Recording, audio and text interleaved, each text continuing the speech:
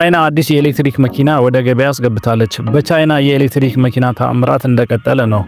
አንዳንድ ጥናቶች እንደሚያሳዩትም የዓለማችን 60% የኤሌክትሪክ መኪኖች የሚመረቱት በቻይና ሀገር ነው።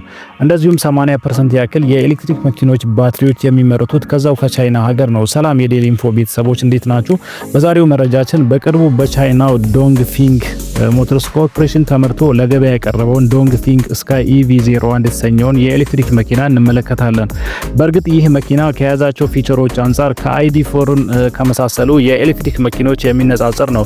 ነገር ግን በዋጋው በጣም ያነሰ ነው። ቪዲዮን ላይክ፣ ሼር እንደዚሁም ቻናሉን ሰብስክራይብ ማድረጋችሁን አትርሱ። የመኪናውን ስም በማስቀደም እንጀምራለን። ዶንግፊንግ ስካይ EV01 ይሰኛል። በቻይናው ዶንግፊንግ ሞተርስ ኮርፖሬሽን ተመርቶ ለገበያ ቀርቧል።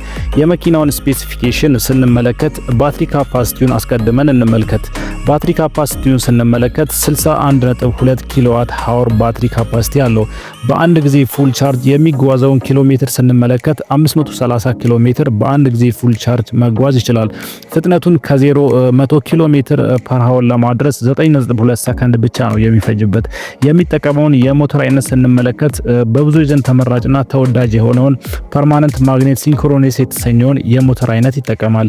120 ኪሎዋት ወይም ደግሞ 161 ሆርስ ፓወር ማመንጨት ይችላል። እንደዚሁም 240 ኒውተን ሜትር ቶርክ ሲኖረው የዚህን መኪና ቶፕ ስፒዱን ስንመለከት 160 ኪሎ ሜትር መጓዝ ይችላል። ቻርጂንግ ካፓቢሊቲውን ስንመለከት DC ፋስት ቻርጂንግ ከ30-80% ለመድረስ 30 ደቂቃ ብቻ ነው የሚፈጅበት።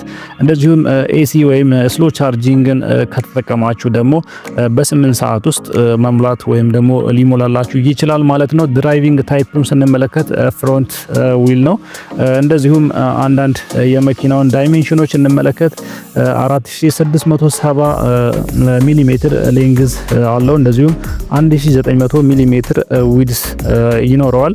1613 ሚሊ ሜትር ሄይት አለው። እንደዚሁም ዊል ቤዙን ወይም ደግሞ ከአንደኛው ጎማ እስከ ሌላኛው ጎማ ድረስ ያለውን ርቀት ስንመለከት 2775 ሚሊ ሜትር ይሆናል ማለት ነው። አሁን ደግሞ ዶንግፊንግ ስካይ EV01 ምን ያክል ሰዎችን መጫን ይችላል የሚለውን እንመለከታለን።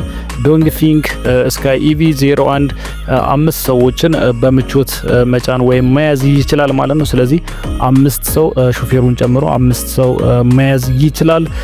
አሁን በመጨረሻ የዚህን መኪና የመሸጫ ዋጋ እንመለከታለን። የዚህ መኪና የመሸጫ ዋጋ በኢትዮጵያ ገበያ 4.5 ሚሊዮን አካባቢ እንደተተመነለት መረጃው አለኝ።